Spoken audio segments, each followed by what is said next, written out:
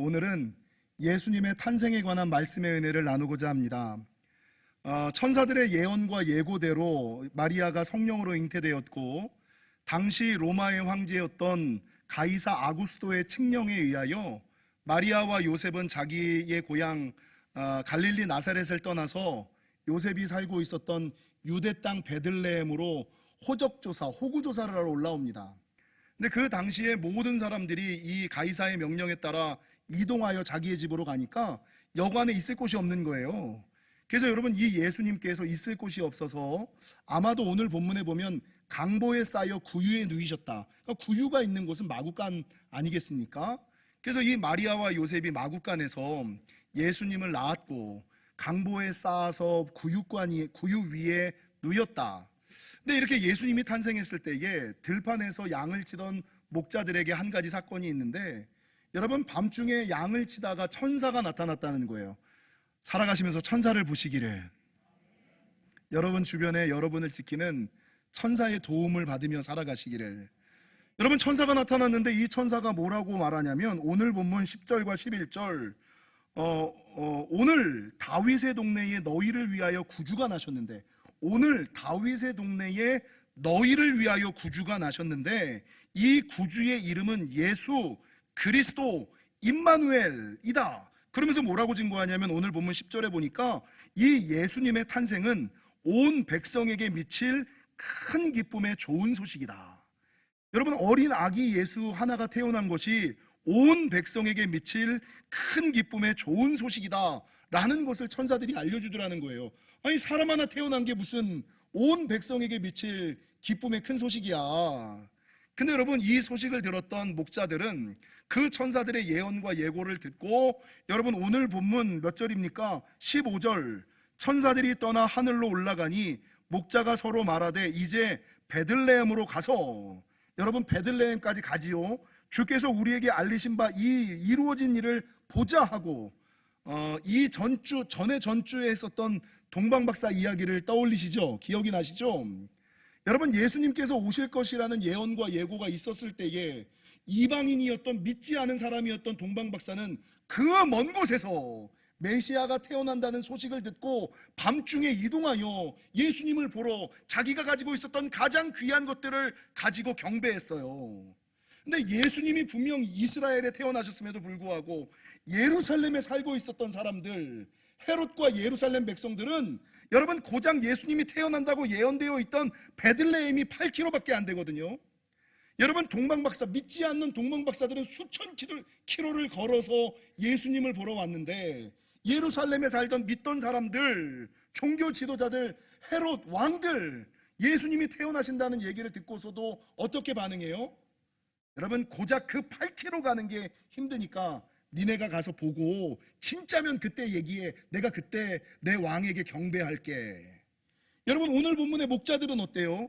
예수님이 오셨다, 예수님이 탄생하셨다라는 그 소식을 듣는 그 순간에 오늘 본문 가서 보자. 그 당시 예루살렘 백성과는 조금 다르죠. 그 옛날 헤롯 왕과는 조금 다르죠. 소식을 듣고 가서 봐야지, 내 눈으로 확인을 해야지. 근데 단순하게 가서 보는 것이 아니라 16절 보니까 어떻게 가요? 빨리 가서 그 옛날 사무엘처럼 하나님이 말씀하시면 꾸물럭 그렇게 가는 게 아니라, 주님이 말씀하실 때 벌떡 일어나서 빨리 가서, 여러분 16절 하반절, 누인 아기를 어떻게 해서 찾아서, 그러니까 여러분 이 목자가 어린 아기를 찾기가 쉽지가 않았어요. 어디에서, 베들레헴에서 태어났다는 건 아는데 도대체 어디에서 태어났는지, 베들레헴이 그냥 집 한 채 있는 그런 데가 아니잖아요. 그러니까 예수님이 어디서 태어났는지를 찾았어요. 빨리 가서 찾을 뿐만 아니라 17절 보고, 어린 아기 예수를 보고, 여러분 단순하게 보지만 않고 17절 하반절에 뭐예요? 내가 아기 예수를 보았다라는 것을 뭐예요? 수많은 사람들에게 전하니. 그리고 그 다음 본문 19절에는 마리아는 이 모든 말을 마음에 새기어 생각하니라. 이게 오늘 본문.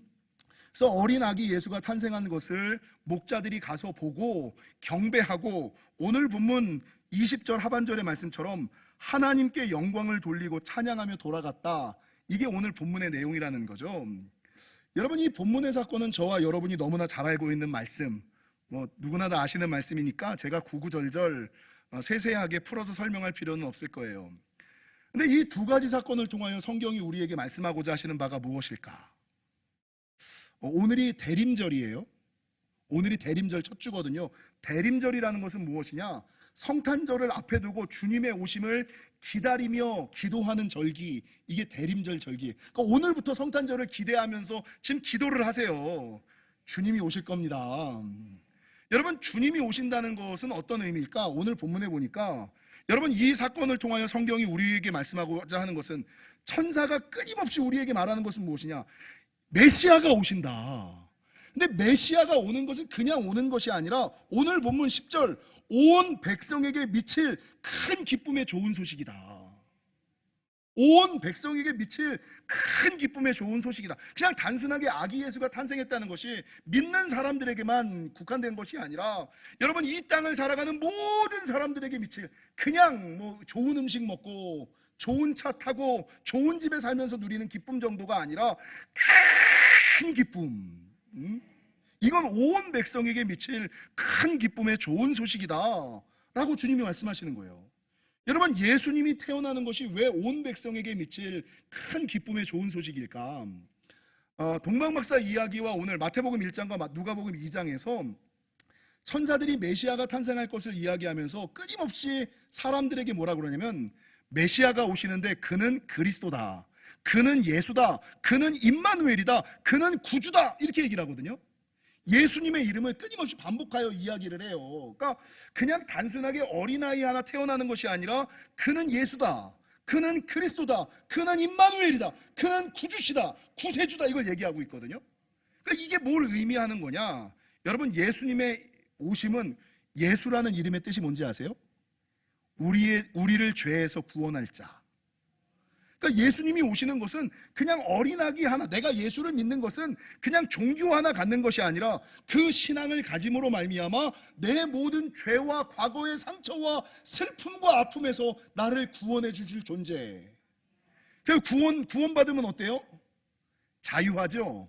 그 다음부터 무언가에 묶여 살지 않지요, 매여 살지 않죠. 자유하며 살아갔어요. 예수님을 믿을 때 죄와 상처와 과거와 모든 아픔에서 구원받아 자유를 누리는 은혜가 있을 것이다. 이게 예수 이름의 뜻이거든요. 여러분, 예수라고 이야기하면서 또 뭐라고 말씀하시냐면 임마누엘이다, 이렇게 얘기를 해요. 여러분, 임마누엘이라는 이름의 뜻이 뭐예요? 하나님이 누구와 함께 하시다? 따라하겠습니다. 나랑, 우리랑 하나님이 나와 함께 하신다라는 뜻이 임마누엘이거든요. 그러니까 예수님이 이 땅에 오셨다라는 것은 그냥 이스라엘의 2000년 전에 어린아기 하나가 태어났다는 것이 아니라 온 백성에게 미칠 큰 기쁨의 소식인데, 그 예수님이 탄생함으로 말미암아 내 과거의 죄와 상처와 슬픔과 아픔에서 자유해질 뿐, 구원받아 자유할 뿐만 아니라 그 이후에 주님이 나와 임마누엘 동행하심으로 말미암아, 여러분, 세상 살아가다가 현대인들이 제일 많이 겪는 슬픔과 아픔이 뭔지 아세요? 고독이거든요. 외로움이거든요. 아, 나는 세상 혼자 살아. 주변에 사람이 없네. 아픔을 나눌 사람, 대화할 사람, 슬픔을 나눌 사람이 없네. 이 고독과 외로움. 그런데 주님이 태어나시고 그 주님을 영접하는 순간에, 여러분, 내 주변에 사람은 없어도 누가 나와 함께 계세요? 하나님이 나와 함께 하신다. 하나님이 나와 내가 어디를 가든지 무엇을 하든지 간에 하나님이 친히 임재자적 역사 동행하여 주시고, 하나님이 임재자적 역사 동행하실 뿐만 아니라 누구를 시켜? 우리가 불렀던 찬양처럼 천사를 시켜 우리를 돌보시고 보호하시는 은혜와 축복이 있을 것이다. 그래서 예수의 은혜라는 것은 과거의 죄와 상처에서부터 구원받아 자유해지는 은혜고요, 임마누엘의 축복이라는 건 뭐예요? 주님이 나와 동행하심으로 말미암아 여러분, 꿈꾸는 것들마다, 소원하는 것들마다, 간구하는 것들마다 풀리고 열리는, 삶을 살아갈 때, 인생을 살아갈 때 내가 머리 쓰고 내 힘과 능력으로 살아가는 것이 아니라 나와 함께 계시는 그 하나님과 함께 천군 천사가 내 일을 대신해 주는 삶, 살아가면서 걱정 없이 살아가는 거예요. 근심 없이 살아가는 거예요. 염려 없이 살아가는 거예요. 그게 예수의 은혜와 임마누엘의 축복이에요. 여러분, 예수님이 이 땅에 오셨다는 것이 이렇게 어마어마하다는 것을 알고 계셨어요? 예, 그러니까 오늘 주님은 뭐라고 증거하느냐? 예수의 은혜, 예수 이름을 믿는 자, 임마누엘의 축복이 있는 자, 이들에게는 큰 기쁨. 만약에 나에게 예수의 은혜와 임마누엘의 축복이 있으면 기쁠까요? 안 기쁠까요? 기쁘죠.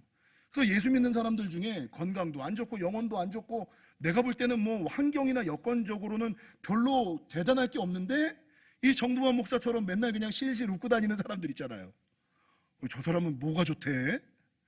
저 사람은 이 코로나 와중에 먹고 살기도 힘들어 죽겠는데 뭐가 좋다고 맨날 웃고 다니고, 만나기만 하면 하나님 감사합니다, 할렐루야 할렐루야 입술에 찬양하고 기도하며 살아가는 이유가 뭐예요? 예수의 은혜와 임마누엘의 축복이 넘치니까. 근데 제가 성경을 보다가 이 본문의 말씀을 묵상하다가 여러분 어떤 본문의 말씀에 제 눈이 딱 다가왔냐면 오늘 본문 14절에 보세요. 예수님의 탄생을, 예수님을 믿는 사람들에게는 온 백성에 미치는 큰 기쁨의 좋은 소식인데 이 기쁨과 평화와 자유와 능력은 14절 지극히 높은 곳에서는 하나님께 영광이요 땅에서는 하나님이 기뻐하신 사람들 중에 평화로, 이런 말씀이 있네요. 이 말씀이 조금, 아니 하나님이 기뻐하신 사람들 중에, 그러면 하나님이 기뻐하시지 않는 사람은 예수의 은혜가 없다는 거예요. 임마누엘의 축복이 없다는 거예요. 기쁨 없는 삶을 그러니까 제가 이 말씀을 묵상하다가 맞아, 교회 안에 함께 신앙생활에 가는 사람, 예배 드리는 사람들 중에, 기도하는 사람들 중에, 오래 교회 다닌 사람들 중에 기쁨 없이 평안 없이 위로 없이 감사 없이 살아가는 사람들 많지. 주변에 그런 사람들 많잖아요. 아니 동일한 말씀을 듣고 동일한 능력으로 살아가는데 어떤 사람은 정 목사처럼 맨날 그냥 이 넉나간 사람처럼 실실 웃으며 살아가고, 어떤 사람은 뭐 특별한 일도 아니고 저렇게 물질이 많고 저렇게 건강이 좋은데 왜 맨날 큰 걱정 있는 것처럼 우거지상을 하고 팔자 눈썹을 하며 살아가냐는 거죠. 그래서 제가 이 본문의 말씀을 묵상하다가 이 큰 기쁨은 하나님께서 기뻐하신 사람들에게만 있구나. 그러니까 여러분 이 반대로, 이게 되게 위험한 말씀인데 그럼에도 불구하고 들어보세요. 이 평화와 기쁨은 하나님이 기뻐하신 사람들 중에만 있는 거예요. 그럼 반대로 교회 다니고 예수 믿는 사람들 중에 하나님이 기뻐하시지 않는 사람도 있을까요? 없을까요? 네, 있을 수 있어요. 이게 뭐 축복을 안 하고 이러는 것이 아니라 다 같은 하나님의 자녀인데, 다 같은 하나님. 제가 일부 예배 때 이런 설교를 했어요. 우리 재원이가 이제 고등학교를 졸업하고 대학을 가잖아요. 근데 대학 그 면접을 보러 가는데 입을 옷이 하나도 없는 거예요. 입을 옷이 하나도 없어가지고 제가 큰 맘 먹고 얘를 AK몰, 여기 일직도행에 새로 생긴 아시죠? 큰 AK몰에 가가지고 머리부터 발끝까지 싹 입혔어요. 별로, 난 큰 맘 먹고 한 건데 머리부터 발끝까지 싹 입혔어요. 면접 보러 가라고, 이쁘게 가라고. 그랬더니 이 아들이 한참 보더니 아빠 이렇게 돈 많이 쓰셔도 돼요? 야 왜? 그러니까 아빠 굳이 이렇게까지 사주실 필요 없는데, 난 아빠 돈 걱정, 그 지갑에 돈 많이 나갈까봐 일부러 학교 다니면서 아빠한테 옷 사달라는 소리도 한 번도 한 적이 없는데 아빠 괜찮으시겠어요? 그러더라고요. 근데 반대로 우리 아들의 마음이 참 이쁘긴 하죠. 아빠 지갑에서 돈 나갈까봐, 괜히 아빠가 큰 돈 쓸까봐 중학교 고등학교 생활을 지나면서 한 번도 저한테 옷 사달라고 해본 적이 없어요. 제가 사다 준 옷도 아니고. 근데 우리 딸내미는 자기가 입고 싶은 옷이 있으면 에이블리 무신사, 내가 에이블리 그걸 어떻게 알아? 내가 에이블리 무신사 이 홈페이지, 여자애들이 들어가는 거기 여자 옷 파는 사이트에 내가 회원이야. 그거를 그냥 띵 보내와요. 95 사이즈 무슨 색깔 한 개, 이걸 보내와요. 그리고 보내오고 휙 와서 보레뽀뽀 한번 딱 하고 가요. 그러면 제가 사줄까요? 안 사줄까요? 그냥 뽀뽀 한번 딱 받으면 그냥 그 순간에서 띡 결제해줘요. 근데 우리 아들과 딸을 보면서, 여러분 우리 아들의 생각은 아빠 지갑에서 돈 나갈까봐, 아빠가 힘쓰고 애써서 고생했는데 그 돈 함부로 쓰면 안 될까봐 난 아빠한테 옷 사달라 그래 본 적이 없어요, 이 말이거든요. 그 마음을 알겠는데 난 기분이 나쁜 거야. 야, 내가 너 옷 하나 못 사주겠니? 내가 그 정도로 가난해? 야, 네가 고등학교 아이들이 입고 싶은 옷 한 벌 정도는 내가 사줄 수 있어. 그러니까 우리 딸은 좀 과하게 나에게 뭘 사달라 그러는데 난 그게 이뻐요. 뽀뽀 한번 받으니까 아기가 와서 안기니까. 근데 우리 아들은 내 지갑 걱정하지 말고 필요한 거 있으면 말했으면 내가 사줬을 텐데, 얘가 쓸데없는 오지랖으로 아빠 걱정한다고 중학교 고등학교 시절을 패션 쓰레기로 살았구나. 구질구질하게 살았구나. 우리 아들 되게 구질구질하게 살았잖아요. 그리고 느꼈던 게 뭐냐면 우리 하나님도 마찬가지다. 여러분, 신앙생활하는 분들 중에 어떤 집사님, 권사님들이 뭐래 그래. 아이, 목사님 걱정하실까봐, 목사님 힘드실까봐 제가 그 얘기 안 하고 있었어요. 아, 병원 갔는데 목사님 걱정하실까봐 굳이 연락 안 드렸어요. 여러분, 하나님한테 굳이 하나님 걱정하실까봐 굳이 연락 안 드리면 하나님이 이야, 기특한 놈 이럴까요? 아니면 야, 어떻게 나한테 연락을 안 할 수가 있냐 이러실까요? 하나님은 여러분, 부모된 입장은요, 부담되고 이러는 것보다 아이가 잘 되는 게 더 중요한 거예요. 하나님도 마찬가지인 거예요. 담임 목사도 마찬가지예요. 목사님이 힘드실까봐, 목사님 걱정하실까봐, 여러분, 이건 목사를 모르는 거예요. 하나님을 모르는 거예요. 그냥 조금 힘들어도 기도 제목 알리고, 여러분 함께 기도해달라고 알리는 게 더 중요한 거지. 오늘 이것도 마찬가지라는 거죠. 오늘 본문에서 예수님이 이 땅에 오신 것은 이 땅의 모든 백성들에게 큰 기쁨의 좋은 소식을 주기 위함이다. 좀 하나님께 구하세요. 원하세요. 바라세요. 근데 문제는 이 하나님의 기쁨과 은혜는 하나님이 기뻐하시는 사람들만 누리는 것이다. 그래서 제가 말씀을 묵상하다가 그러면 하나님이 기뻐하시지 않는 사람이 있을까? 그러니까 그렇다고 해서 제가 우리 아들을 내 아들로 인정하지 않는 건 아니잖아요. 마찬가지로 여러분, 내가 그렇게 살아간다고 해도 구원에서 떨어지는 건 아니에요. 근데 이 땅에서 좀 구질구질하게 살아가는 사람들은 있어요. 우리 아들처럼 아버지를 잘 모르면, 하나님을 잘 모르면 이 땅에서 자기 힘으로 살아가야 되는 사람이 있긴 있더라고요. 성경 어디에 있느냐? 전도서 2장 26절에 보니까 하나님은 그가 기뻐하시는 자에게는 지혜와 지식과 희락을 주시나. 하나님은 그가 기뻐하시는 자에게는 지혜와 지식과 희락을 주시나. 지혜도 주시고 지식도 주시고 희락을 주시나. 희락이 뭐예요? 기쁨의 기쁨이 그냥 큰 기쁨을 주시나, 악인에게는 노고를 주시며. 노고가 뭐예요? 노고. 어떤 일을 내 힘으로 하면서 내가 힘들고 어려운 거야. 여러분, 기도도 성령께서 도우시면 1시간이 되거든요. 근데 기도를 내가 하려고 그러면 10분을 못 가요.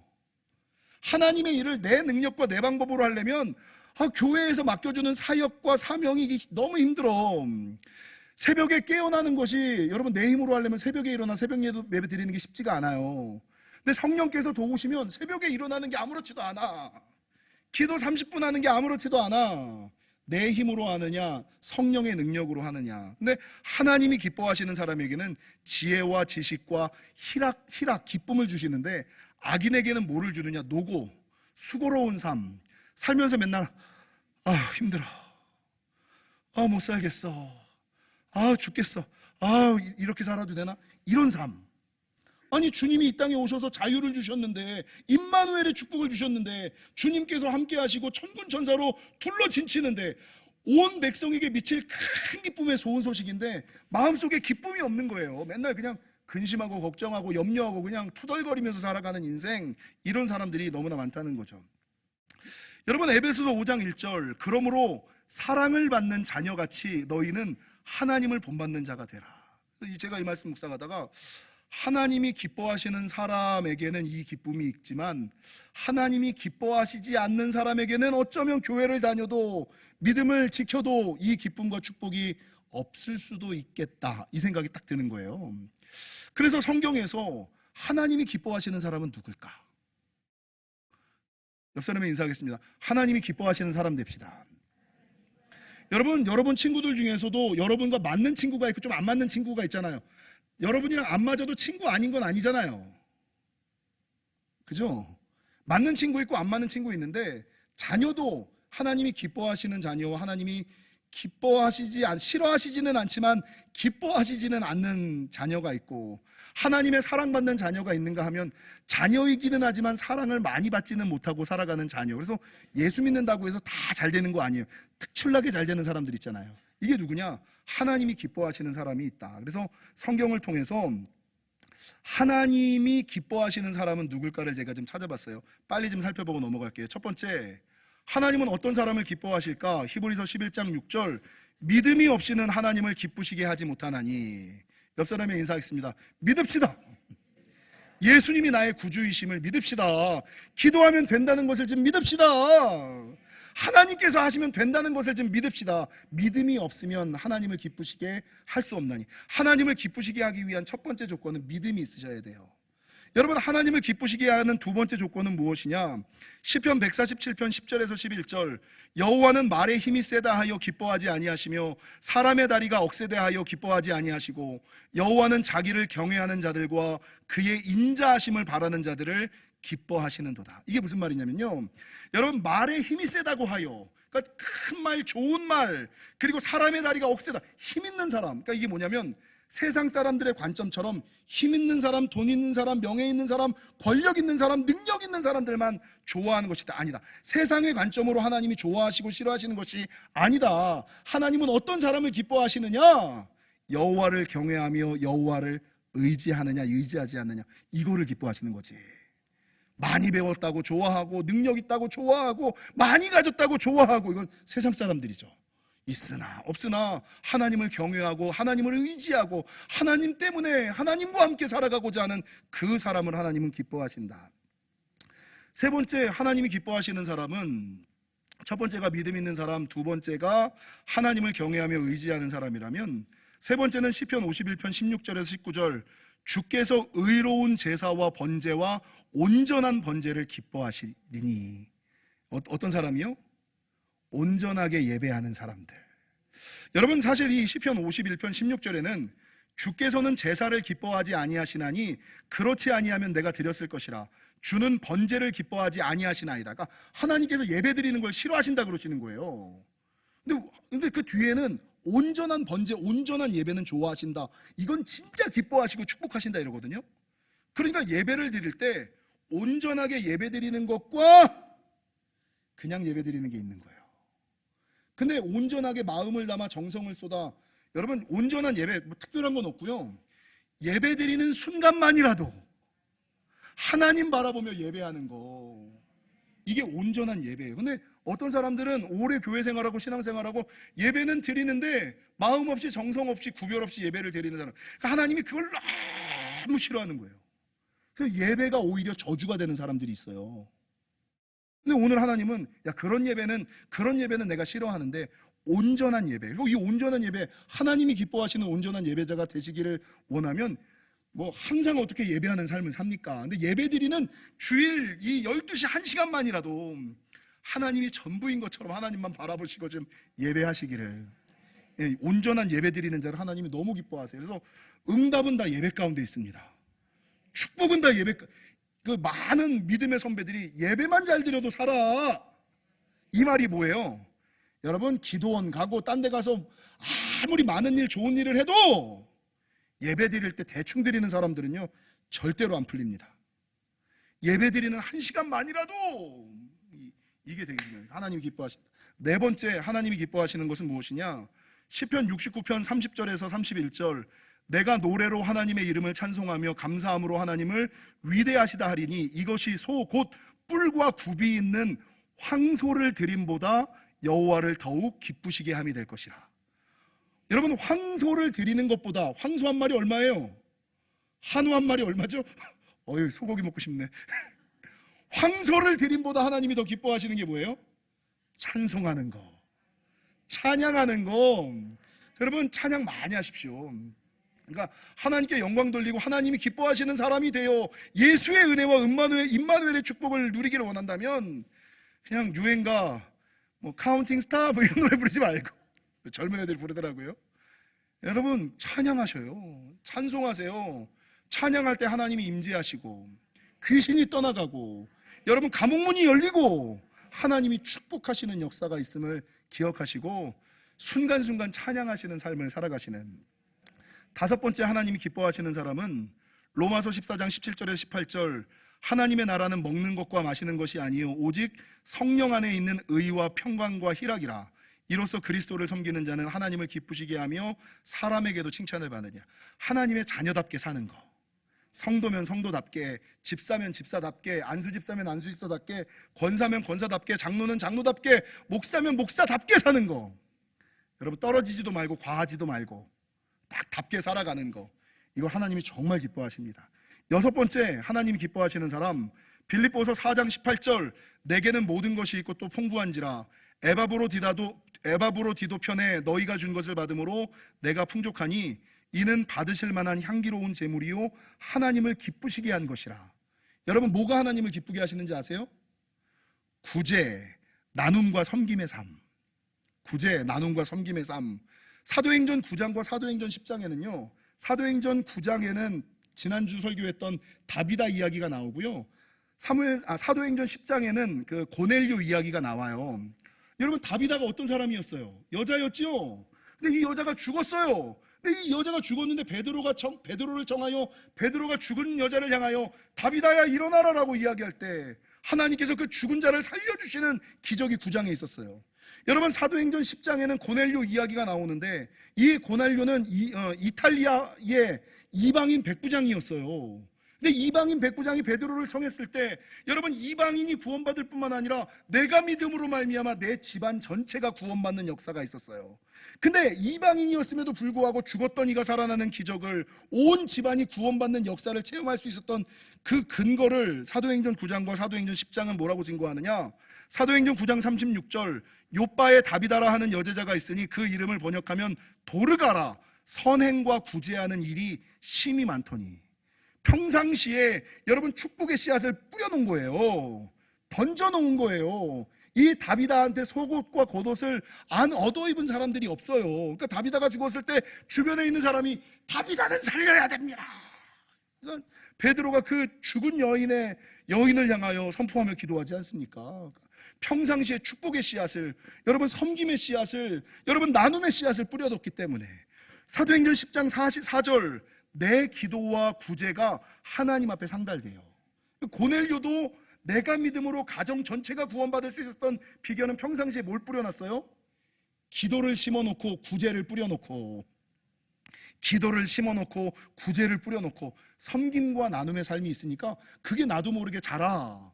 여러분, 나를 살리고 내 가족을 구원하고 가문을 일으키고 죽었던 자를 살리는 놀라운 역사. 그래서 하나님이 기뻐하시는 것은 섬김과 나눔의 삶. 여러분, 축복의 씨앗을 좀 뿌려놓으십시오. 던져놓으십시오. 내가 거두고요, 내가 거두지 못하면 내 자녀가 거둡니다.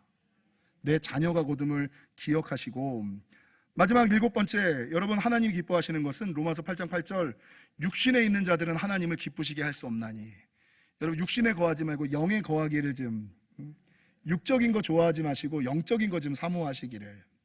요게 이제 하나님이 기뻐하시는 말씀을 맺겠습니다. 여러분, 오늘은 예수님의 탄생 이야기가 나오는데 예수님의 탄생 이야기보다 목자들 이야기가 더 많아요. 목자들에 관련된 이야기가 더 많아요. 왜 목자들에 대한 이야기가 더 많을까? 여러분, 앞서 말씀드린 것처럼 이 목자는 천사들의 나타남을 보고 음성을 듣고, 그냥 듣고만 인생이 아니라 들은 것을 가지고 내려가되 빨리 가서 찾아본 것을 나만 하는 것이 아니라 주변 사람들에게 여러분 전하는 신앙이었다는 것이죠. 그래서 여러분, 하나님께서 정말 기뻐하시는 사람은 뭡니까? 이 자리에 약속의 말씀을 안 듣는 사람은 없어요. 축복의 말씀을 안 들은 사람은 없어요. 근데 말씀을 성경 어디입니까? 야고보서 1장 22절에 보면 어떤 말씀이 있냐면요, 너희는 말씀을 행하는 자가 되고 듣기만 하여 자신을 속이는 자가 되지 말라. 말씀을 듣기만 하는 자는 자기를 속이는 자예요. 듣기는 찰떡처럼 잘 듣잖아요.